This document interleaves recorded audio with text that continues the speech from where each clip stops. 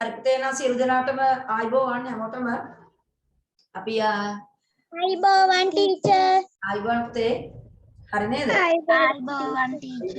ආයිබෝවන් අපේ මේ බලය පාඩමේ පුතේ තව එක කොටසක් ඉතුරුනා මං හිතන්නේ එක නේද? ඒකත් අපි කතා කරලා යමු ආහාර පාඩම තමයි අද දවසේ කතා කරන්න බලාපොරොත්තු වෙන්නේ හොඳේ.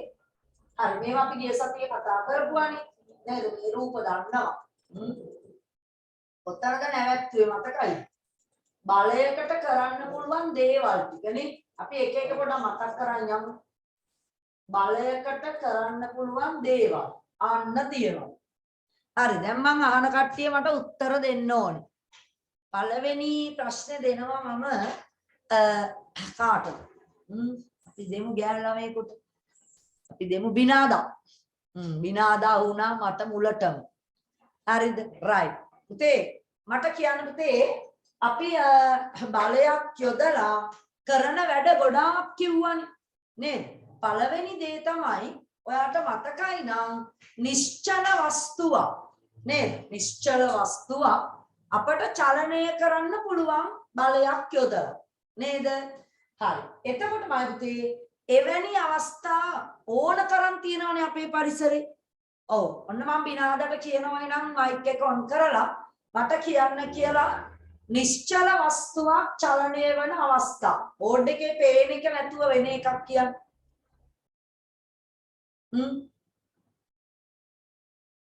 කියන්නකො ඕන තරම් තියෙනවනේ නේද?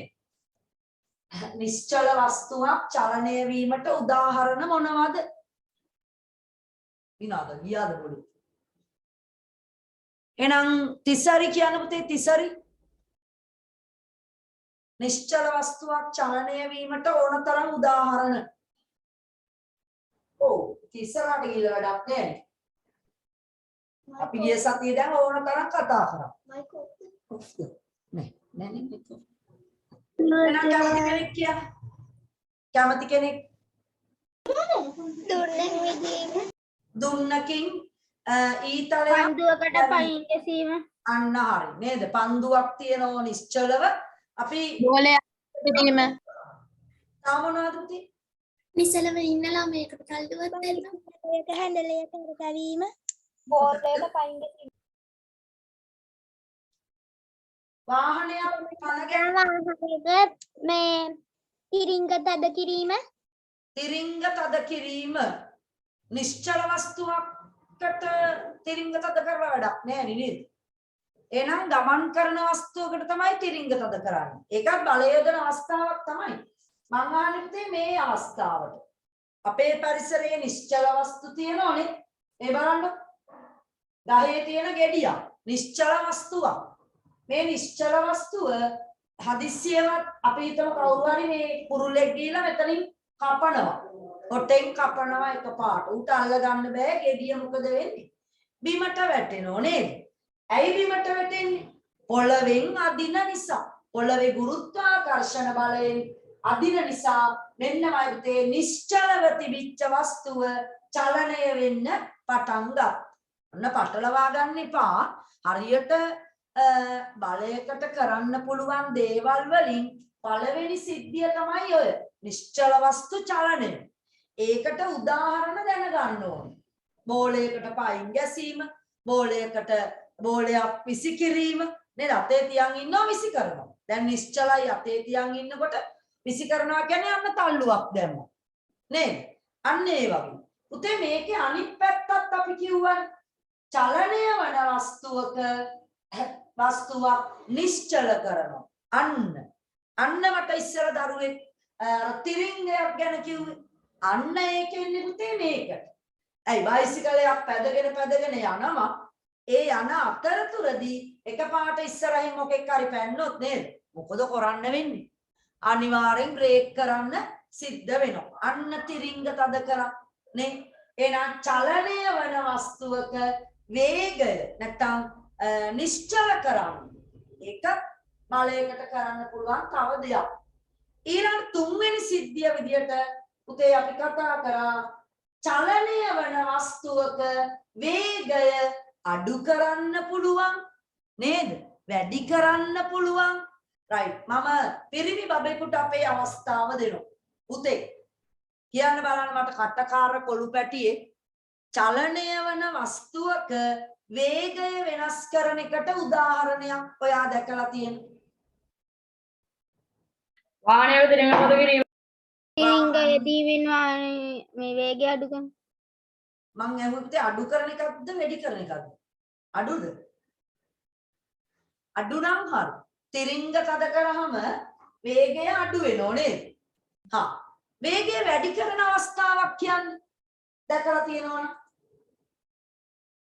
වාහනයක ඇක්සලරේටරේ පැගින්. අන්න ඉන්නවා රජ කොල්ලෙක් නේද කොල්ලක්ද කෙල්ලක්ද මන්ද ඈ අන්න හරි පුතේ වාහනයක් කෙමින් යමින් යනවනේ නේද යනවා එහෙනම් චලනය වෙනවා චලනය වන වස්තුවක වේගය මං ගිය සතියේ මේවා පළු පැලෙන්න කතා කරන්නේ නේද ගෙදරින් අර අම්මා බලන් ඉන්නකොට හිමීට යනවා අම්මා පේන්නේ නැති වුණාම ඇක්සලරේටරේ මත නැගලා අයියෙන් පාගල යනවා අන්න බලන්න එහෙනම් චලනය වන වස්තුවක වේගය අපිට වැඩි කරන්නත් පුළුවන් නේද අඩු කරන්න පුළුවන් බ්‍රේක් පාගලා නැත්තම් තිරින්ගල්ලා බයිසිකලයක නම් නේ බයිසිකලයක නම් හැන්ඩල් එක ගාව තියෙනවනේ මෙතන බ්‍රේක් එක තද කරනවා ඒ කියන්නේ බලයක් යෙදුවා අන්න අඩු වුණා වාහනයක නම් තිරින්ගේ පාගනවා නේද බ්‍රේක් ගහනවා කියලා කියන්නේ වේගෙන් ගැහුවොත් පාරේ ටයර් පාරක් තිටින්න ගහන්න පුළුවන්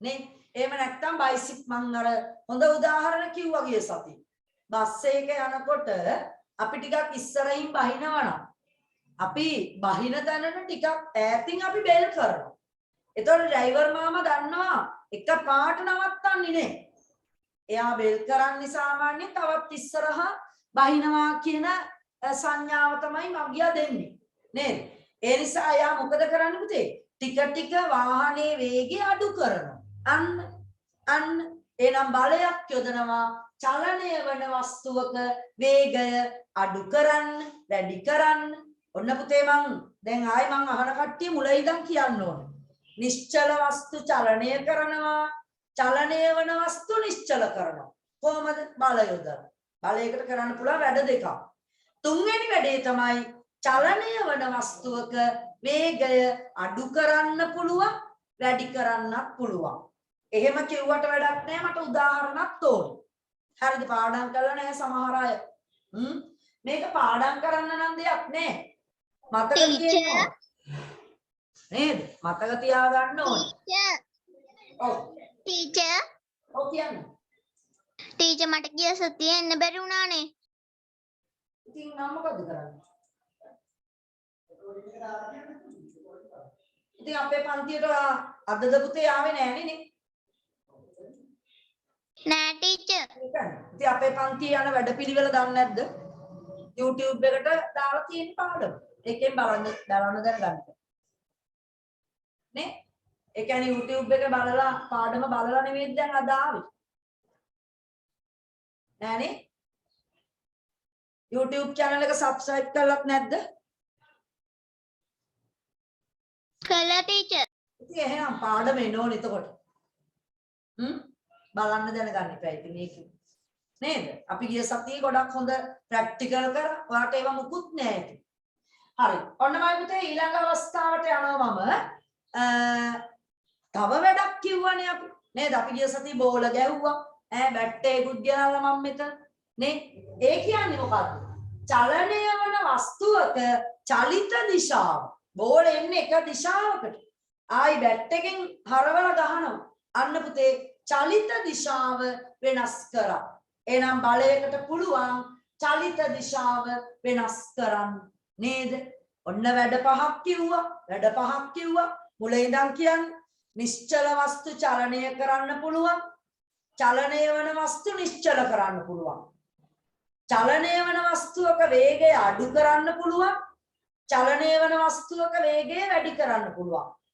චලනය වන වස්තුවක චලිත දිශාව වෙනස් කරන්න පුළුවන්. කාටද? බලයක් යොදලා. ඇදලා, තල්ලු කරලා, ඔසවලා, තද කරලා, ඒ ඔක්කොම බල. එහෙනම් බලයක් යොදලා අපි අවසානයේට කතා කරන දෙයට මම අද දවසේ යනවා. මෙන්න බලන්න මෙන්න බලන්න. මේ උදාහරණ නේද? දිශාව වෙනස් කරන ඒවා. අපි කො කඹා දිනවා නේ ඊළඟට මස් කට්ටකට පොර කනෝ බල්ලෝ දෙන්නෙක් මේ බලන්න. එයාගේ පැත්තට අදිනවා හැමතිස්සෙම. තමන්ගේ පැත්තට නේද? එහෙනම් ඔන්න ඔය අපි කතා කරා අවසාන. මේකක් කිව්වම නේ අවසානයේ මේකක් කියලා ගියේ. පුතේ අපිට පුළුවන් වස්තුවක් බලයක් යොදලා භ්‍රමණය කරන්න. කරකවන්න පුළුවන්. මෙන්න උදාහරණ නේද? ටැප් එකක් හරිනවා. කරාමේ මත අත තියලා ඔයට තල්ලු කරනවා. මේ පැත්තෙන් මෙහෙට අදිනවා. ඕමනේ හරිනේ. ටැප් එක ඇරලා බලන්න.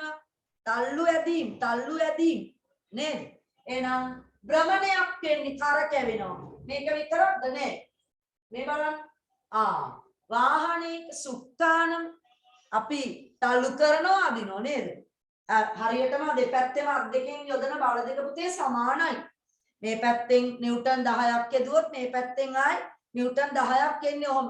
මේ පැත්තෙන් තල්ලු ගොඩාක් කළා මෙහෙන් චුට්ටක් එන්නේ මෙහෙන් තල්ලු කරනකොට අර පැත්තෙනුත් ඒ ගානමයි එන්නේ. නේද? මේවට අපි 10 පන්තියේදී වෙන නමක් කියනවා. බල ඩබලක්, බල යුග්මයක්. චලිත දිශාව දෙපැත්තට මෙහෙට එකක් යනවා. මගේ අත යන විදිය. ඕම බලනවා ඩ්‍රයිවිං කර. ඕම නේද? මේ අත මෙහෙට යනකොට මේ අත මෙහෙට එනවා. අන්න. බල ඩබලක්. භ්‍රමණයක් වෙන්නේ මායිත්තේ. නේ? භ්‍රමණයක් වෙන්නේ. එහෙනම් අපිට පුළුවන් බලයක් යොදලා මොනවා කරන්නද? වස්තුවක් භ්‍රමණය කරන්න. බයිසිකල් හැන්ඩල් එක කප යනවා. ඕම නම යනවා නේද? බයිසිකල් හැන්ඩල් එකත් ඒ වගේ. මෙන්න බලන්න නේද? ඔන්න මයි පුතේ නොය තියෙන ලස්සන නේ අන්න බයිසිකල් හැන්ඩල් එක. මේ ඔක්කොම පුතේ භ්‍රමණය කරන්න පුළුවන් වස්තුවක් මත බලයක් යොදලා. ඔන්න එහෙනම් මම 6ක් කිව්වා නේද? ඔව් 6ක් කිව්වා. තව එකක් ඉතුරුනා. ගිය සතියේ 4 වෙච්ච නිසා මම ගිය සතියේ එක කියන්නේ නැතුව පන්තිය නැවැත්තුවා. ඔන්න එහෙනම් ගිය සතියේ අන්තිමට කරපු දේවල් ටික අන්තිමටම ඊට කලින් අපි ප්‍රැක්ටිකල් කරා නේද? ඔයාට මතකයි බලයකට නිශ්චිත දිශාවක් තියෙනවා. බලයකට විශාලත්වයක් තියෙනවා. ප්‍රැක්ටිකල් දෙකක් ඔන්ලයින් පෙන්නුවා නේද? වීඩියෝ නෙමෙයි අපි ඇත්තටම කරා. ගිය සතියේ ආවේ නැති කට්ටියට ඒවා ඔන්න නැහැ. ඔන්න පුතේ අවසාන සිද්ධියට මම යනවා. මම ගෙනාව මේ වගේ එකක්. රංගිගේ බෑන්ඩ් එකක් තියුණා ඒක අරන් ගියා. මේ බලන්න. ඒක යකඩ බෑන්ඩ් එකක් ඔය. කැඩෙන එකක් නෑ මම හිතන්නේ මම හොරාට අරන් ආවේ කියන්නේ එහෙම නෑ නම් විචාරි. හරි. මේ බලන්නකො. මේ බෑන්ඩ් එකේ මම මෙහෙම ඇද්දොත් බෑ පුතේ. ඔහොම කර ඇඩේ වෙනස් වෙනව නේද? ඔන්න මම මේක දික් කරා. මට මේක ඕනනම් තව විදියක් ඕම නැව්වේ. නේද? මේ බලන්න.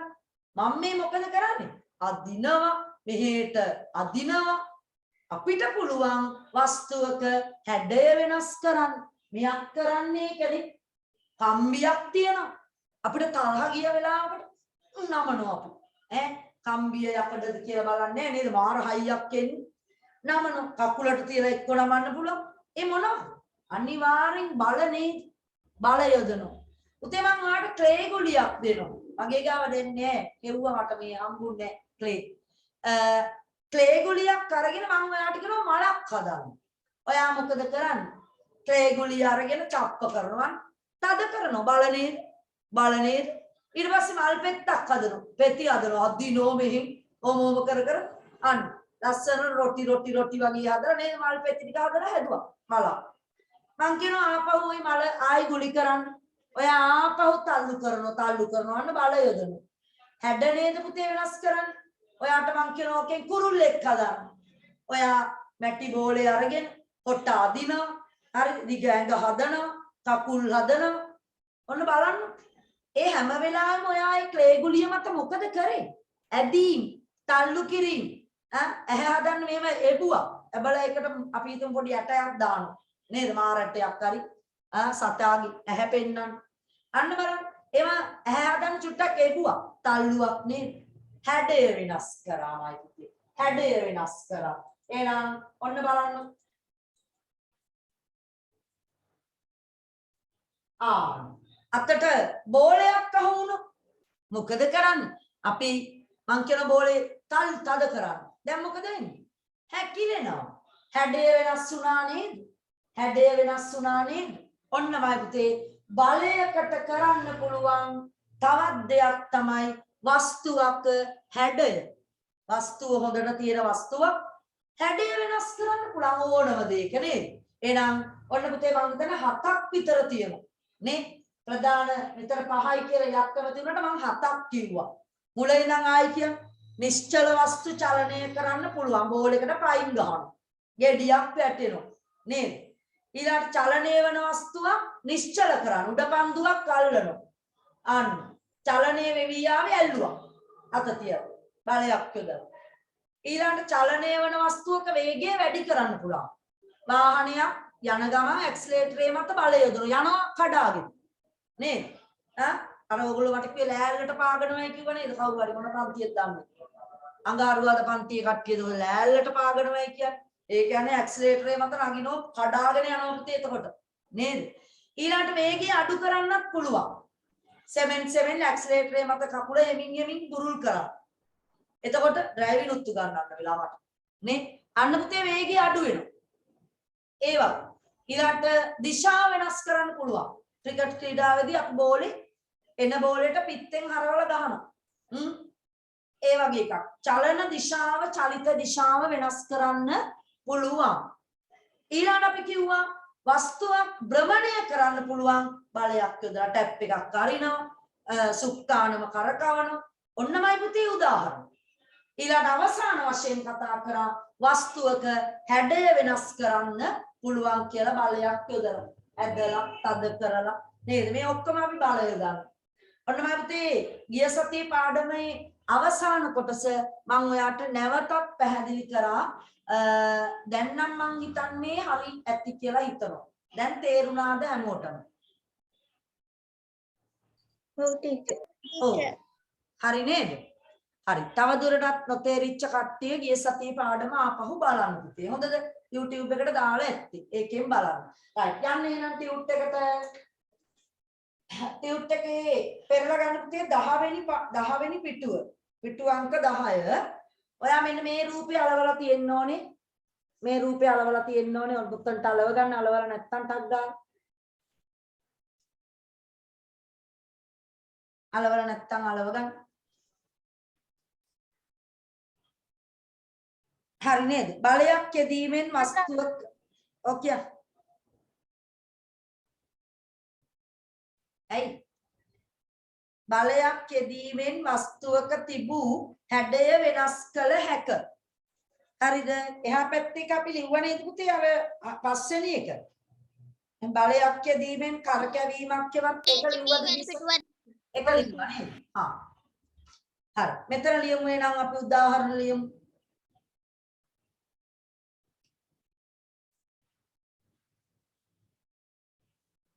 ලියන්න ක්ලේ ගුලියක් උදාහරණ 1. ක්ලේ ගුලියක් යොදා ගනිමින් ඩොට් 3ක් තියෙනවනේ. දන්නේ එක ඩොට් එක ලියන්න. ක්ලේ ගුලියක් යොදා ගනිමින් විවිධ හැඩතල එක එක සත්තු සමහර ළමයි මට මතකයි කැවුම් හදනවා නේද? අර ඔය මේ කොණ්ඩේ තියලා ගුලියක් හදලා කැවුම් හදනවා. ඈමුන් ගුලි හදනවා නේ? අතිරස හදනවා. ඈමුන් කැරලි හදනවා. ක්ලේ වලින් හදන්නේ. එහෙම නැත්නම් අර කිරිමැටි වලින් එකේ පන්තියේදී නේද ඒ කිරිමැටි වලින් වැඩ කරේ. නේ?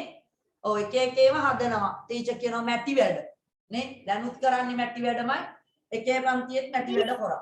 බලය කියන කොටසේ පුල්මතන තියෙන්නේ එකද? මොකද්ද? ඇහුන්නේ නැත්තේ මට තේරුන්නේ කිව්වේ කොහොමද? බලය කියන කොටසේ පළවෙනි ප්‍රශ්නේද? ඔව්. ටියුට් එකේ 10 වෙනි පිටුව. ටියුට් එකේ 10 වෙනි පිටුව අපි කරන්නේ දැන් 10. හරිද? ක්ලේ ගුලියක් යොදා ගනිමින් විවිධ හැඩතල නිර්මාණය කිරීම. විවිධ හැඩතල නිර්මාණය කිරීම. හැඩතල. ඔයාට ඕන නම් ලියන්න කුරුල්ලෙක් මලක් මොනවා හරි කැවිලි නේද? මොනවද හදන දේවල්?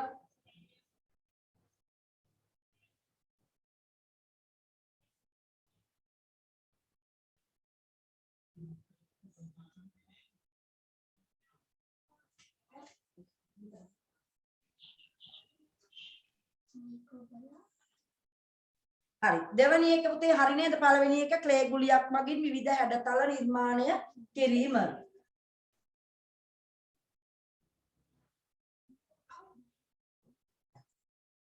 උදාහරණ ලියන්න ටීචර්. උදාහරණ තමයි කිව්වේ දැන්. දෙවෙනි ඩොට් එකේ ලියමු අපි විවිධ සංදර්ශනවලදී. සංදර්ශන ඔය නේද? එක එක සංදර්ශන තියෙන්නේ. ඒ වෙයිදිවා දැකලා තියෙනොත් අර මේ ඔය සර්කස් කට්ටිය ගාව තියෙනවා නිකන් දිග පොල්ලක් වගේ එකක් නේ. ඒක සමහරට නම ඒකෙන් එක එක හැඩ දැන් ඔය සමහර සංදර්ශනදී අර රබන් කරකවනවා නේද? ඒ මේම හැඩය වෙනස් වෙනවා අර කෝටුවේ නැමෙනවා දිග ඇරෙනවා නේ. ඒ වගේ අවස්ථා ඊළඟට මොනවාද එක එක සංදර්ශනවලදී බලයේදීම හරියට තියනවා. ගිනි බෝල කරකවනවා. කසකාරයෝ කසේ තමයි තල්ලු කරන්නේ. අදිනවා තල්ලු කරනෝනේ. ඒ ඕන එකකදී බලයේදීමක් තමයි කරන්නේ. ඒතකොට හැඩය වෙනස් වෙනවා ඒ වෙලාවල් වලදී. විවිධ සංදර්ශනවලදී යකඩ නැමීම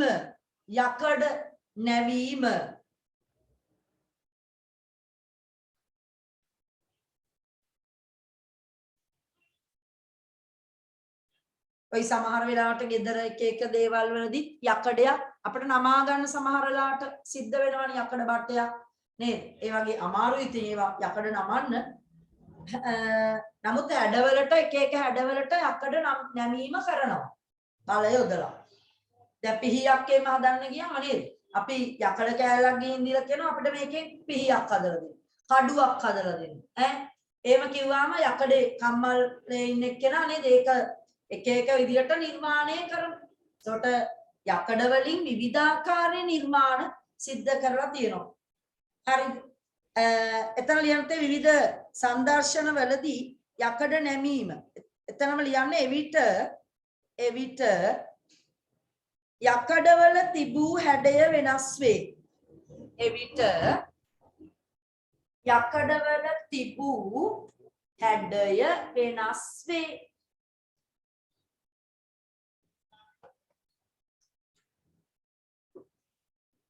යකඩවල තිබූ හැඩය වෙනස් වේ. ඊළඟ අවස්ථාවේ තුන්වෙනි ඩොට් එකට තව උදාහරණයක් ලියමු අපි. රබර් බෝලය තන රූපේ අලවලා තියෙන එක කහ පාට බෝලයක් නේද තියෙන රූපේ. අන්න ඒක කියන්නේ. රබර් බෝලය අතින් තෙරපනවා කියන්නේ බලයක් යොදලා තද කරනවා. රබර් බෝලය අතින් තෙරපූ විට එහි හැඩය වෙනස් වේ. රබර් බෝලය අතින් තෙරපූ විට එහි හැඩය වෙනස් වේ.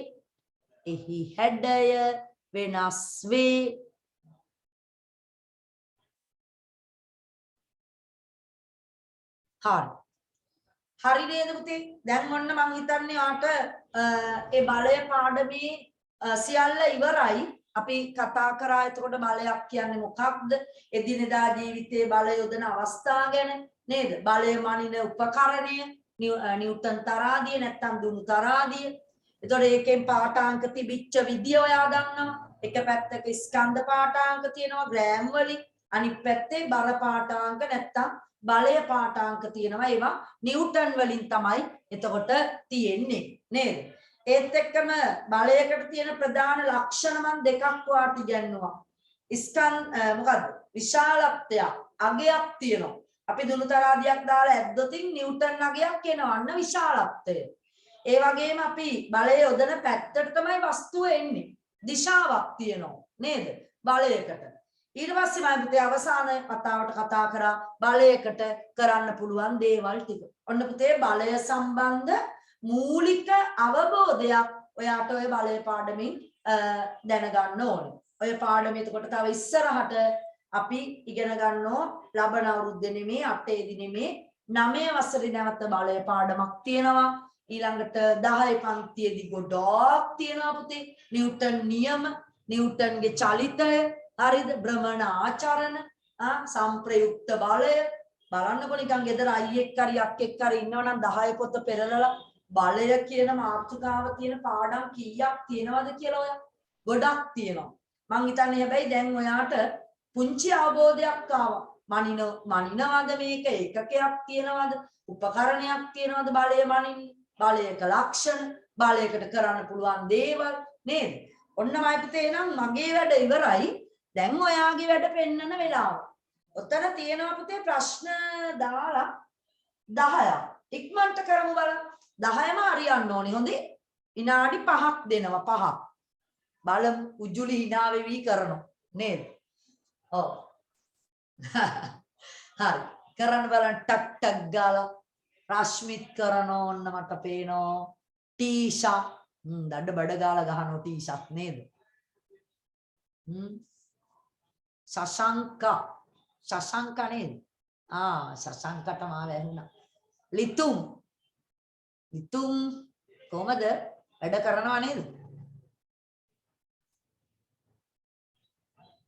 කෝ අනිත් අය අවිෂත් කරනවා කාවින්දි අනිත් අය ඉතින් කැමර වහගෙන ඉන්න අය මට පේන්නේ අන්න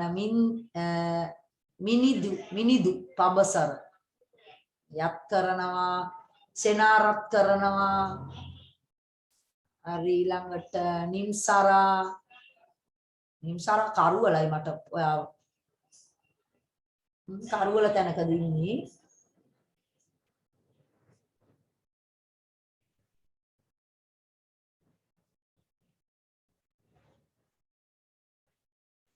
පුතේ ඔක කරන ගමන් අහගන්න මේ ඔයාට ටෙස්ට් එක ගැන මම කිව්වද ගිය සතියේ ඔව් ලබන මාසය තුල දැන් හදලා තියෙන ටෙස්ට් පේපර් එක නම් හරි ලේස්ති ඊළඟට ටියුට් එකක් ලේස්තිට පාඩම් දෙකයි තියෙන්නේ ළමයි පාඩම් දෙකම දැන් අපිට ලබන මාසෙට කතා කරලා ඉවර කරලා දාන්න 7 වසර හොඳයි ලබන මාසය තුලදී අපි 7 වසරට සම්පූර්ණයෙන් සිලබස් එක ඉගෙන ගත්තා වුණ ඔයා නේද අපේ ලංකාවේ බොහෝ දරුවන් විද්‍යාව විෂය 7 ශ්‍රේණී සමහර වෙලාවට කරේ නැතුව ඇති ඒක අවාසියක් වෙනවා පුතේ මොකද 7 සංකල්ප විද්‍යාව කියන්නේ එකපාරට 10 පන්තියට ගිහිල්ලා 11 පන්තියට ගිහිල්ලා අවසානයේ O level වලදී ඒකක් ගන්න බෑ මුලදී 6 පන්තියේ ඉඳන් විද්‍යාව යම්කිසි ක්‍රමයකට හදලා තියෙනවා ඔයා 6 දී තියෙන පාඩම් තමයි 7 දී ඉස්සරහට යන්නේ 8 දී ඉස්සරහට යන්නේ ඒතර මූලික දැනුම නැති වුණොත් අපිට ටිකක් අමාරු වෙනවා 11 පන්තියේදී එහෙම ඒකට යන්න. හරිද? බරපතල පන්ති දෙක තමයි පුතේ 10 සහ 11. එතකොට 10 11 වැඩ කරන්න නම් 6 7 8 9 දැනුම ඔයා තුල හොඳට තියෙන්න ඕන. කොරෝනා ආවයි කියලා ඔන්න අපි ඒක නැවැත්තුවේ නෑ. ඔය නේද? ඔයාගේ අම්මලා තාත්තලාත් ඒ වගේ. ඒගොල්ලෝ තමයි ඇත්තටම මේකේ වගකීම ගොඩක් අරගෙන තියෙන්නේ. අපේ දරුවා කොරෝනා කියලා නිකන් ගෙදර තියන් හිටියේ නෑ. නේද පුළුවන් තරමින් පුළුවන් විෂයන් ඔයාට උගන්වන්න හැදුවා නේද හදලා තියෙනවා ඉතින් ඔයත් ඉගෙන ගත්තා දඟලන්න නැතුව ඉතින් අපි මේ අවුරුද්දේ එතකොට විද්‍යාව විෂය ටික නම් ඔන්න පුතේ හරියටම කරගත්තා කියලා මුල ඉඳන් හිටිය දරුවෝ නේද ඔක්කොම ඉවර වෙන්න ළඟයි තව පාඩම් දෙකයි තියෙන්නේ නේද ගල් පාඩමක් තියෙන්නේ ඊළඟට ගල් පාඩම खनिज संपद ගැන පාෂාණ සහ खनिज ගැන ගිනි කඳු පිපිරෙන හැටි ඒ ගිනි කඳු පිපිරිලා මොනවද හැදෙන්නේ ඒව ගැන මම ලබන මාසය තුල මම හරි සර් හරි ඔයත් එක්ක කතා කරයි ටියුට් එක නම් මම හැදුවා ලබන මාසේ බලමු අපි 8 පන්තිය පාඩම මට තමයි එන්නේ සර් දැන් මේ දවස්වල 8 පන්තිය කරනවානේ එක දිගට පුතේ පැය 4ක් එක දිගට කරන්න බෑ ඒකයි සර් උයිමයි මාරු වෙවි කරන්නේ දැන් අද දවසේ 2 4 මේ ක්ලාස් එක යනවා 4 6 යනවා 8 වසර. ඒතකොට මට එතන ඉඳන් ආයි කෑ ගහන්න බෑනේ පුතේ. නේද? ඒ නිසා මේ පන්තිය සර් කරනවා. ඒතකොට ලබන මාසේ අපි මාත් එනවා හැබැයි වත් එක පාඩමක් කරන්න එන්න. සර්ට් එක පාඩමක් දෙමු අපි. එක පාඩමක් මම එන්නම් ඔයාලත් එක්ක කතා කරන්න. පාඩම් දෙකම එකම ටියුට් එකේ දාලා තියෙන්නේ. එතකොට අවසාන පාඩම් දෙක. ඒත් එක්කම විභාගي ගැන කියනවා. දැන් ඉගෙන ගත්ත මම මෙතන කෑග ගහ උගන්වනවා. සර් උගන්වනවා කෑග ගහ නේද? එක එක දවස්වලදී. එතකොට ඔයා ඒව ගත්තද? දැන් අම්මටත් ප්‍රශ්නයක් තියෙනවානේ තාත්තට. මේ ළමයා ඔන්ලයින් එකේ හරියට හිටියට ගේමක් ගැහුවද? අහගෙන හිටියේ නැද්ද මිස් හරි සර් හරි කියන ඒවා? දැනුමක් ලැබුණාද? ඔන්න පුතේ වැඩ පෙන්වන්න පුළුවන් අවස්ථාව. ඔයාට මම ලබන මාසේ එවනවා. ඔයාට හැබැයි පෙන්වන්නේ නෑ. ඒක දෙන්නේ ගෙදර අම්මට හරි තාත්තට හරි ආවම ප්‍රශ්න පත්‍රේ. කොහොමද දන්නවද තියෙන්නේ? ලස්සන ලියුම් කවර එක දාලා අලවලා තියෙන්නේ. අරින්න බැයිද එතකොට? බෑ. ඔයාට අරින්න බෑ ඒක අම්මා හරි තාත්තා හරි මම කියන දවසට. හරිද? මම පන්ති වේලාවක් තුලදී මේ වගේ. අපි අද හිතමු අද වගේ කැමර් ඇරලා ඔක්කොම කට්ටිය අම්මා හරි තාත්තා හරි ඔයාගේ ඉස්සරහට ඇවිල්ලා තමයි ලියුම් කවර එක කඩලා පේපර් එක ඔයාට දෙන්නේ. හරිද? එහෙම නොදෙන ඒවා මම රිමූව් කරනවා ඒ වෙලාවට. එහෙම මම අම්මා හරි තාත්තා හරි දැක්කේ නැත්තම් ඔයාට පේපර් එක දෙනවා. එහෙම ලියන්න බෑ. අපි ඔන්ලයින් ටෙස්ට් එක ලියනවා ඒ වෙලාවේ පොත්පත් අයින් කරන්න ඕනේ. මට පේනවා එතකොට ඔයාලව නේද ලියනවාද කියලා. ගෙදර කට්ටියගේ අධීක්ෂණයේ යටතේ විශේෂයෙන් අම්මගේ නේද තාත්තා ඉතින් නෑනේ ගොඩක් වෙලාවට රස්සාවට ගිහිල්ලා නම් නේද? අම්මගේ අධීක්ෂණය පොඩ්ඩක් ඕන වෙනවා. මගේ වැඩේ බාර දෙනවා මම අම්මට. එතකොට කොපි ගහන්න බෑ, පොත් පෙරලන්න බෑ. දැන් ඉඳන් අපි පාඩම් කරන්න ඕනේ පුතේ මේ අර්ධ වාර්ෂික පරීක්ෂණයක් ඉස්සර වෙලා එවන්න. ඔක්කොම පාඩම් වලින් නෙමෙයි. ඔයාට එතකොට පාඩම් තියෙන්නේ පළවෙනි පොත සම්පූර්ණයෙන්ම තියෙනවා. දෙවෙනි පොතේ ධ්වනිය දක්වා මට මතක විදියට දෙවෙනි වාරයට තියෙන්නේ. හරිද? ඉන්න බලන්න චුට්ටක් මම ඒකත් එහෙමම කියන්නම් ඔයාට. ඔයා පාඩම් කරන්න ඕන තැන හොඳේ ඉන්න. පාඩම් ඔක්කොම තියෙන්නේ 19යිනේ නේද? පාඩම් 19න් දෙවනි වාරයේ කියන්නේ පළවෙනි වාරයේ දෙවනි වාරයේ ඔක්කොම පාඩම්. පස්ස බලය චලිතය පස්ස නෑ. වායුගෝලය දක්වා. නියමයිනේ නේද? 13 වෙනි පාඩම දක්වා පාඩම් කරන්න ඕනේ. 1 ඉඳන් 13. ඊළඟ මාසය තුල විභාගයේ අවසාන වාර පරීක්ෂණය 8 වසරට සමත් කරන පරීක්ෂණයේ විද්‍යාව. හරිද? එතකොට මම පුතේ එකේ පළවෙනි පාඩමේ ඉඳන් වායුගෝලය දක්වා හොඳට පාඩම් කරගන්න. ඒ 13 වෙනි පාඩම දක්වා ඔයාට විභාග ප්‍රශ්න දාලා තියෙන්නේ. හරිද? හොඳට පාඩම් කරන්න ලකුණු 75ට වඩා වැඩියෙන් ගන්න ඕනේ. කොහොම හරි. හරි නේද? ඉතින් ඔය විදියට යන්නේ ටියුට් එක ගන්නාවාම අම්මට හරි තාත්තට හරි පේපර් එක නොමිලේ ලබා දෙනවා. හරිද? ඒක පරිස්සමෙන් ගෙනියන්න කියන්නේ ටියුට් එක ඇතුලේ නෙමෙයි මම ඒක අතට දෙන්නේ අම්මගේ තාත්තාගේ. ඔයා මතක් කරලා එවන්න ඒක හලා ගන්න නැතුව ගේන්න කියලා. හොඳේ? හරි. එහෙනම් යන්න එනම් තේ අපේ පාඩමේ තුරු ටිකට යමු. හරි මම කෑ ගහන අතර ඒවා ප්‍රශ්න ටිකට උත්තර ගැව්වද? උජුලි. ඔව් සර්. ඔව් ටීචර්. ඔව් ටීචර්. හරි. එහෙනම් බලමු. රතු පෑනක් ගන්නකො අතට. හරි. පළවෙනි ප්‍රශ්නේ දීලා තියෙනවා පුතේ. විස්ථාපනයක් සිදුවීමේදී සෑම විටම වස්තුවේ චලිතයට නිශ්චිත දිශාවක් ඇත නැත. මොකෝ කියන්නේ? කට්ටිය. ඇත්තද නැතද? විස්ථාපනයක් සිදුවීමේදී ඇත. හොඳයි. ඇත. ඇයි යන්නේ විස්ථාපනයක් සිද්ධ වෙන්නේ ආරම්භක ලක්ෂයේ ඉඳන් නේද? ආරම්භක තැන ඉඳන් අවසානය දක්වා තියෙන ඍජු දිග. ඒකනේ විස්ථාපනය. එතකොට පුතේ නිශ්චිත දිශාවක් තියෙනවා. දුරට යන්නේ දිශාවක් නැත්තේ නේද? දුර ගමන් කරද්දී වටේ යනකොට පඩිපෙළේ නගිනකොට දිශාව වෙනස් වුණා. ඒ දුර. එහෙනම් ඇත කියලා තියෙනවා නම් හරියට දාගන්න. ඇත.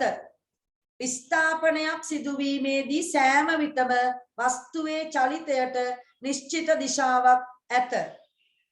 ප්‍රශ්නයක් තියෙනවද නැත කියලා ගහපු කවුරු හරි ඉන්නවද? නෑනේ නේද? හරි.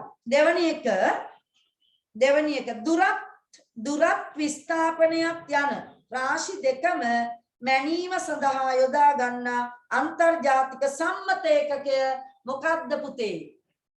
රශ්මි කියන බලන්න. මීටර්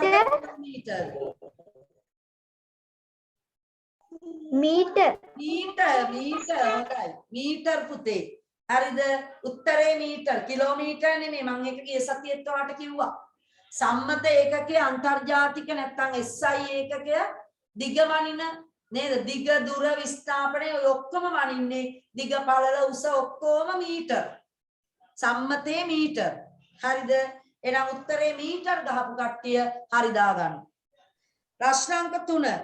නගර දෙකක් අතර ගමන් කිරීමට ඇති දුරට වඩා නගර දෙක අතර ඍජු දුර මොකෝ කියන්නේ? අඩුද වැඩිද? ඍජු දුර කියන්නේ විස්ථාපනය අඩුයි නේද? අඩුයි. මතකනේ පුතේ අර ත්‍රිකෝණයක් වගේ පාරක් අපි ගානක් ඇදුවේ. A වල ඉඳන් B යනවා, B වල ඉඳන් C යනවා. ඉතින් ඊට වැඩි හොඳ A වල ඉඳන් C ට කෙලින්ම එනෝනේ විස්ථාපනය. මතකයි නේද? එහෙම එකක් කතා කරා. ඒ වගේ. ඒ කියන්නේ අනිවාර්යෙන්ම විස්ථාපනය දුරට වඩා අඩුයි. සමාන වෙන්නත් පුළුවන්. නේද? ඔක අර ගියොත් 2020 ඕලෙවල් ප්‍රශ්නයක්. විස්ථාපනයයි දුරයි සමාන විය හැක හරි. මීටර් 100 දිවීම. දුරත් 100යි විස්ථාපනයත් 100යි. නේද? එහෙනම් පුතේ එහෙම නැත්තම් අඩුයි දුරට වඩා විස්ථාපනය. එහෙනම් උත්තරේ අඩුයි. නගර දෙකක් අතර ගමන් කිරීමට ඇති දුරට වඩා නගර දෙක අතර ඍජු දුර. පුතේ ඍජු දුර කියන එක වරහන් ඇතුලේ ලියන්න විස්ථාපනය කියලා. ඍජු දුර කියන එකට ඉරක් ගහලා ඍජු දුර කියන්නේ විස්ථාපනය. ඒක අඩුයි එතකොට දුරට වඩා. හරිද? ওই සංකල්ප ටික හොඳට ඔළුවේ තියෙන්න ඕනි ළමයි. දුරයි විස්ථාපනයයි සමාන වෙන්න පුළුවන් අවස්ථාවක් තියෙනවා නේද? ඒ වගේම පුතේ අනිවාර්යෙන්ම විස්ථාපනය දුරට වඩා අඩුයි. වක්‍ර මාර්ගයක යනවනම් අඩුයි. ඍජු දිගනේ වනින්නේ. අර මට ඔක කියද්දි පුතේ මතක් වෙනවා.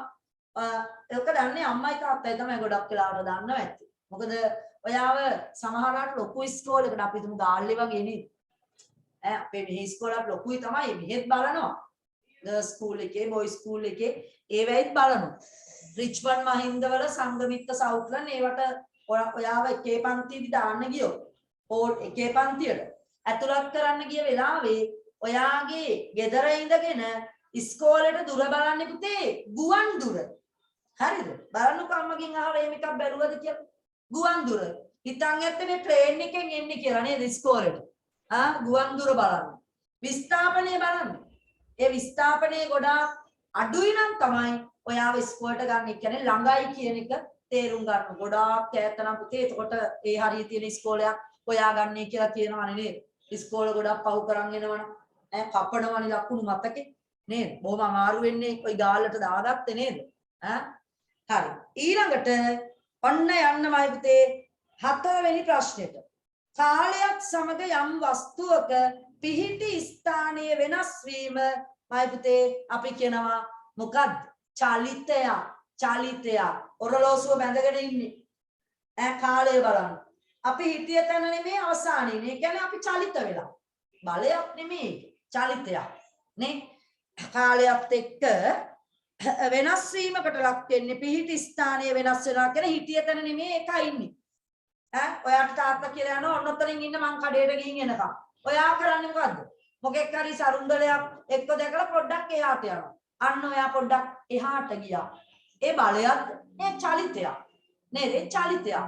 එහෙනම් තේ උත්තරේ චලිතයක්. ඔන්න ඔය ප්‍රශ්න ටික හොඳට පුළුවන් කියන්නේ පුතේ ඔයාට බලය නියමෙටම පුළුවන් පාඩම. හරි නේද? හොඳ අවබෝධයක් තියෙනවා. අවබෝධයෙන් ගැව්වනම් කනාෂොට් ගැව්වනම් වැඩක් නෑ හොඳේ. පාඩම ඉවරයිනේ දැන්. පස්වෙනි ප්‍රශ්නෙට උත්තරේ මුලට හිස්තනක් මැනීමේ සම්මත ඒකකය නිව්ටනයයි. මොකක් මැනීමේද? බලය. ඒක නම් ලේසි නේද? බලය. ප්‍රශ්නාංක 6 නිව්ටන් වලින් ක්‍රමාංකනය කරන ලද දුනුතරාදිය හිස්තනක් මැනීමට යොදාගත හැක මොකද්ද පුතේ මනින්නේ අපි බලය බලය බොරු උත්තර දෙන එක්කෙනා බලය බලය නිව්ටන් පරිමාව වනිනවද පරිමාව වනින්නේ මොනවයින්ද පරිමාව වනින්නේ පරිමාව ද්‍රව බලය කිරීම උස ද්‍රව පරිමාව නම් අපිට මේ මිනුම් සලා වලින් වෙන්නේ නැහැ ඝන වස්තුවක පරිමාව නම් දිග පළල උස වැඩි කරලා දානක් හදලා පරිමාව වනින්න පුළුවන් නේද බලය වනින්නේ පුතේ නිව්ටන් වලින් පරිමාව වනින්නේ ඝන මීටර් වලින් ඔයා දන්නේ නැත්නම් ලියා ගන්න පැත්තට පරිමාව ඝන මීටර්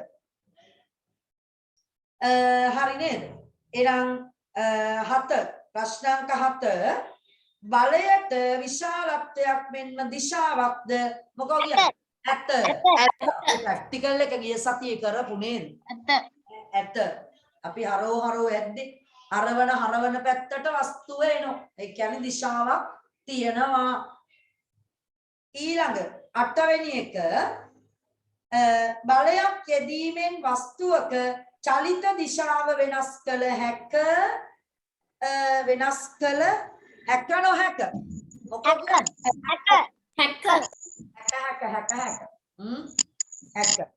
ඊළඟට 9 බලන්න මුලට හිස්තැනක් ලෙස සලකනු ලබන්නේ චලිතය ආරම්භ කළ ස්ථානයක් චලිතය අවසන් කළ ස්ථානයක් අතර ඍජු දිගය කවුද පුතේ විස්ථාපනය හොඳයි දැන් නේද විස්ථාපනය ආරම්භක තැනයි අවසාන තැනයි අතර ඍජු දිග අපි කියන්නේ නෙමේ විස්ථාපනයක් ලාස්ට් 10 වෙනි ප්‍රශ්නේ බලය මෙන්ම හිස්තැනක් විශාලත්වයක් හා දිශාවක් සහිත රාශි වේ දුර දුර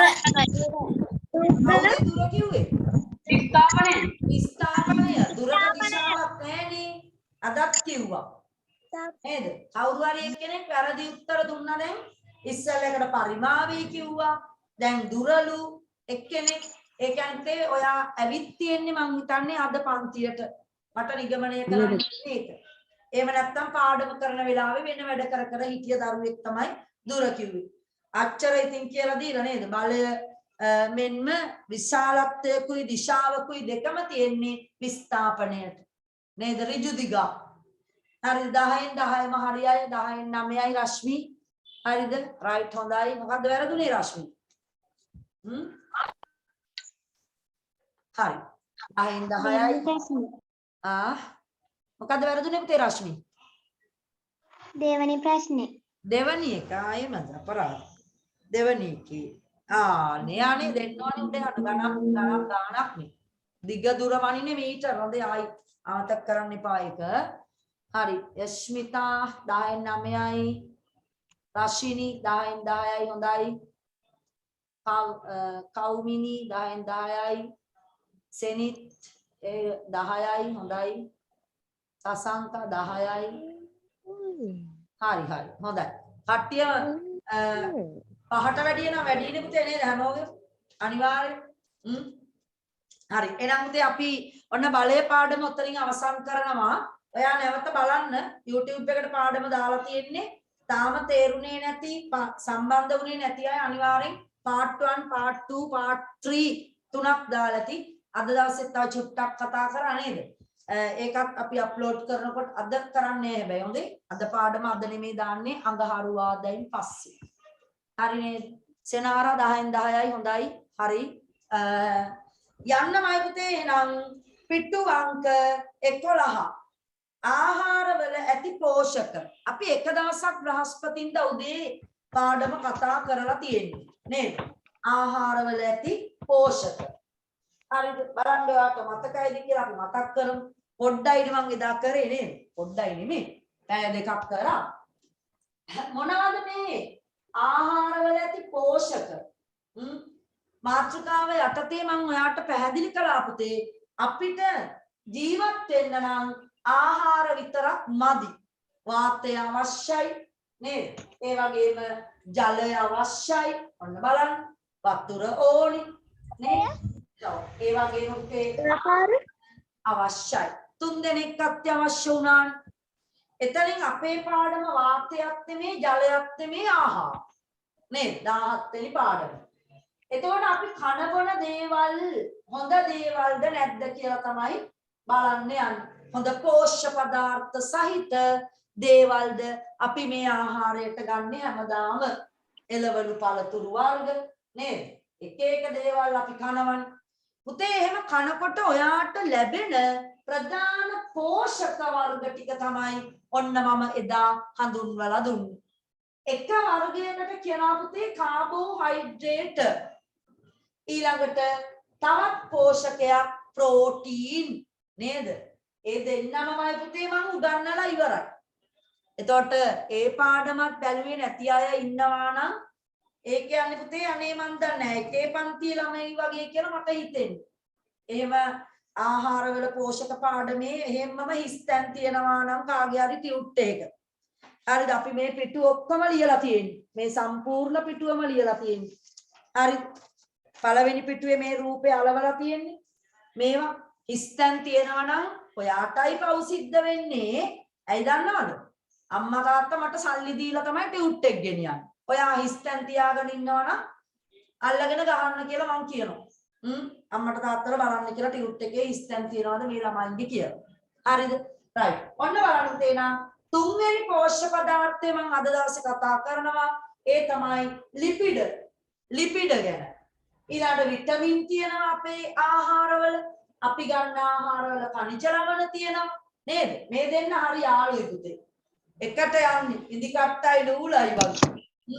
විටමින් සහ ಖನಿජ ලවණ ප්‍රධාන පෝෂක තුන තමයි මේ. ඇත්තටම කිව්වොත් ප්‍රධාන අපිට අනිවාර්යෙන්ම හැමදාමත් ඕනේ 5 දෙනාම ඕනේ. ප්‍රධානයි මේ 3 දෙනා. හරිද?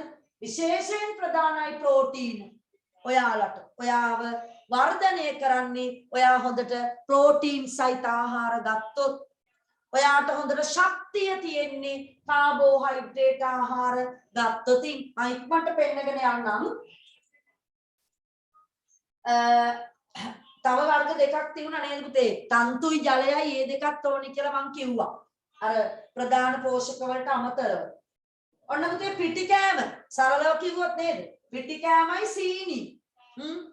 හොඳම නැති දෙයක් සාමාන්‍යයෙන් ගොඩක් කන්න. වැඩිපුර පාන් හොඳ නෑ, බනිස් හොඳ නෑ, බත් හොඳ නෑ නේද? ගොඩාරියක් කන්න හොඳ නෑ. නමුත් අවශ්‍යද ඇඟට? ඔව්. අවශ්‍යයි. ඇයි අවශ්‍ය? ඔයාටමයි පුතේ මේ ආහාර වලින් ලැබෙන්නේ ඔයාගේ ශරීරයට සත්‍ය නෙමෙයි මොකද්ද? එනර්ජි, ශක්තිය. මොකටේ එනර්ජි? ඔන්නෝව කරනවනේ. සෙල්ලම් කරනවා නේද? එතකොට පණ තියෙන්න ඕනේ බෝලෙට ගහගන්න. නේද? පණ තියෙන්න ඕනේ දුවන්න. අන්න පුතේ කාබෝහයිඩ්‍රේට් ආහාර වලින් අපිට ලැබෙනවා ශරීරයට අවශ්‍ය ශක්තිය සපයන්නේ අන්න කාබෝහයිඩ්‍රේට්. හරිද? ඔන්න පුතේ මම වැඩි කතා කරන්නේ යා ගැන. ඊළඟට අපි කතා කරා ප්‍රෝටීන් ගැන. ප්‍රෝටීන් ආහාර ලැබෙනවා කියලා කිව්වමම ආකාර දෙකකින්.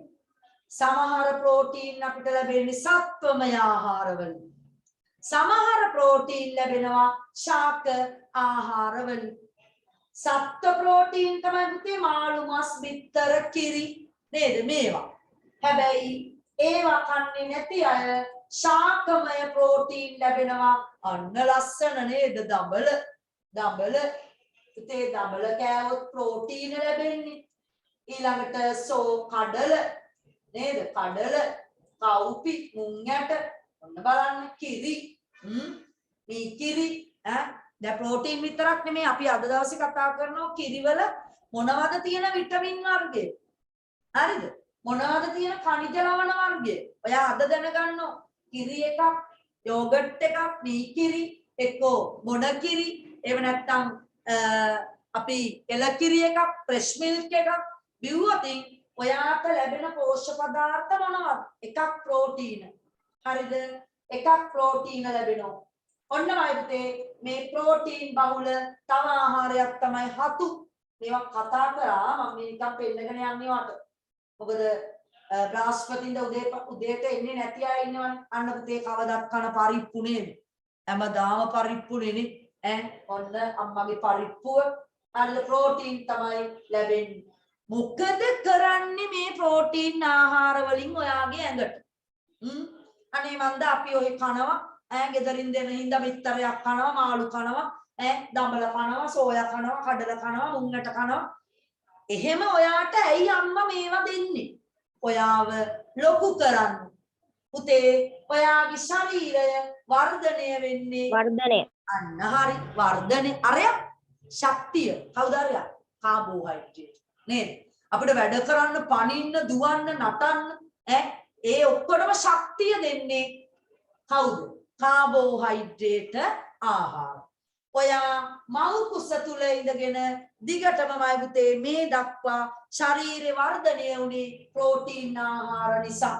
එහෙනම් ශරීරයේ වර්ධනය මම එදා අවසාන මොහොතේ කිව්වා ඔයාගේ මොළේ ගැන මතකද බලන්න. සාමාන්‍යයෙන් දරුවෙක්ගේ මොළේමයි පුතේ වර්ධනය වෙන්නේ අම්මගේ කුස තුල ඉඳගෙන ඉපදුනාට පස්සේ පළවෙනි අවුරුදු 2 ඇතුළත. පළවෙනි අවුරුදු 2 ඇතුළත ඔයාට හොඳට ආහාර ලැබුණේ නැත්නම් ඔයාගේ මොළේ අවුල් වෙනවා. අම්මා ඔයා කුස තුල ඉන්න කාලේ ඔයා ආහාර ගත්තේ නැත්නම් අම්මා ඔයා නෙමෙයි. අම්මා කන දේවල් ටිකනේ ඔයාට යන්නේ නේද? අම්මා බඩගින්නේ හිටියානම් කන්නේ නැතුව තරහ වෙලා හරි නේද? ඔයත් එක්ක නෙමෙයි නේ? එහෙම ඉන්නේ නෑ. ඔයා ගැන හිතලා අම්මා කෑවා. අන්න බැරි වුණත් කෑවා. මොනවා හරිම කනවනේ. අන්න මොලේ 80% තාමත් ඔයාගේ මොලේ වැඩෙනවා. ඒ ඉතුරු 20%. පුතේ එහෙනම් මොලේ වර්ධනය වෙන්නේ දරුවෙක්ගේ කුස තුල ඉඳගෙන ඉපදිලා පළවෙනි වසර 2 තුල. ඒ කාලෙදී ඔයාගේ මොලේ හොඳට වර්ධනය වෙන්න හොඳට ආහාර ගන්න ඕනේ. මොන ආහාරද? ප්‍රෝටීන් බහුල ආහාර. ඊළඟ තවත් දෙයක් තමයි පුතේ අපි වැඩ කරන්න අපේ ඇඟත්මයි පුතේ හරියට මැෂින් එකක් වගේ නේද? අපි දුවනකොට නටනකොට සමහරවිට අපි වැටෙනවා. අපි අරවා මේව කරනකොට අපේ මේ ඇඟ ඇතුලේ තියෙන සමහර අස්ථි කොටස් මස් ඒවා ගෙවෙනවා. යන්ත්‍රයක් හිතන්නකො නේද? මම ඒකයි අපේ ඇඟත් යන්ත්‍රයක් වගේ. මේවා වැඩ කරනකොට ගොඩක් වෙලාවට පුතේ ගෙවිලා යනවා. නමුත් එහෙම ගෙවිලා යන්න දෙන්නේ නෑ. අපි කනකොට අන්න මොන ආහාරද? ප්‍රෝටීන් බහුල ආහාර. ඔයා කනකොට ඔයාගේ ඇඟේ තියෙන ගෙවි ගිය පටක කොටස් හරිද? පටක මතකයිනේ සෛල ගොඩක් පටක. ඒවා අලුත් වැඩියා කරනවා. ඔන්න ආහාරවල ප්‍රෝටීන තමයි පුතේ ගෙවි යන කොටස් රිපෙයාර් කරලා දෙන්නේ. තුවාලයක් ඇදුනම හීරුනහම අත කැපුනම ඔන්න බලන්නකො සමහරවිට අම්මා එළවලු කපනකොට අම්මගේ අත කැපෙනවා. ඕක දිගටම තියෙනවද? නෑ. නේද? දිගටම ලේ ගලන්නෙත් නෑ. මම අද ඔයාට කියලා දෙනවා. ඇයි එහෙම දිගටම ලේ ගලන්නේ නැතුව ටික වෙලාවකින් නතර වෙන්නේ? ගොඩාක් ඇතුළට කැපුණොත් නම් ලේ ගලනවා. නමුත් චූටි නිකන් හීරුනොත් නේද? පොඩ්ඩක් නිකන් වැටිලා ඕක හේදුවට පස්සේ ටක් දාලා හරියනවා. ඒ හේදුවට නෙමෙයි හරියන්නේ වෙන වැඩ. පන්ති අවසානයේ දක්වාද හිටියොත් මම කියන්නම් ඔයාට ඇයි කවුරු නිසාද එහෙම ලේ නවතින්නේ? නැත්තම් පුතේ අපේ ඇඟේ ලේ ඔය ගිහිලා අපි මැරෙයි. ඒක ස්වභාවික යාන්ත්‍රණයක් තියෙනවා. ඒ ලේ පිටතට එන එක නතර කරන්න. රුධිර කැටි ගහනවා කියලා අපි කියන්නේ. හරිද? පොඩ්ඩක් બ્લોක් කරනවා ඇඟ ඇතුලෙන්ම. එතකොට එන්නේ නෑමයි පුතේ එළියට ලේ. පොඩි රුධිර කැටියක් හදනවා එතන. කැටියක් හදන්නෙමයි පුතේ විටමින් එකක් ඕනි, ඛනිජ ලවණයක් ඕනි. ඔයා ඒ ආහාර ගත්තේ නැති වුණොත් පුතේ ඒවා ප්‍රමාද වෙනවා. පොඩ්ඩක් සීරුණක් ලේ යනවා හොගාලා යනවා. කැටි ගැහෙන්නේ නෑ. විටමින් තමයි විටමින් K අකුර. විටමින් K සහ ඛනිජ ලවණය තමයි කැල්සියම්. ඔන්න මම දැම්ම කිව්වා නේද?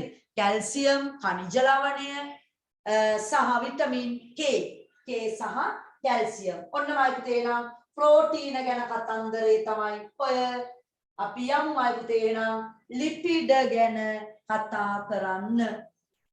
හරිද? ඔන්න මං පහුගිය දවසේ ගිය බ්‍රහස්පතින්දා අපි පන්ති කරේ නෑනේ නේද?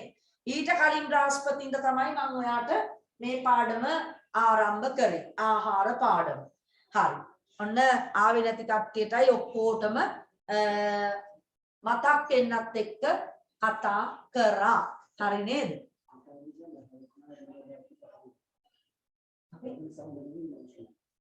ඔය නම් ඉස්කෝලේ මේගොල්ලෝ පටන් ගන්නවා. හරි. සර් පණිවිඩයක් කරන් ඇවිල්ලා ඉස්කෝලේ පටන් ගන්නවලු පුතේ. ඔයාලට ඒත් නෑ. ඔයාලා ගෙදර තාමත් 10 11 12 13 ආරම්භ කරනවලු ලබන සතිය. මට වෙලාව මතක නෑ. දැන් සර් කියාගෙන ගියේ මෙතන. හරිද? රයිට්. ඈ 8 වෙනිදා. ඔන්න අයියලා අක්කලට ඉස්කෝලේ යන්න පුළුවන් පරිස්සමෙන් යන්න ඕනේ. ඉතින් හොඳේ වුණාට. නේද? අයියලා අක්කලට 10 අයියලට අක්කලට 11 12 13 අය ඉස්කෝලේ ගෙන්නනවා ලබන නොවැම්බර් නේද 8 වෙනිදා ඉස්කෝල ආරම්භ කරනවා. කොටස් වශයෙන් ගෙන්නයි දන්වයිනේ ඉස්කෝලේ නේද? ඔයාලට තව ටිකක් ඉන්න වෙනවා. ඔයාලා දෙසැම්බර් වෙයිද ජනවාරි වෙයිද දන්නේ නැහැ නේද? රටේ තත්ත්වය හොඳ වුණොත් ඔයාලටත්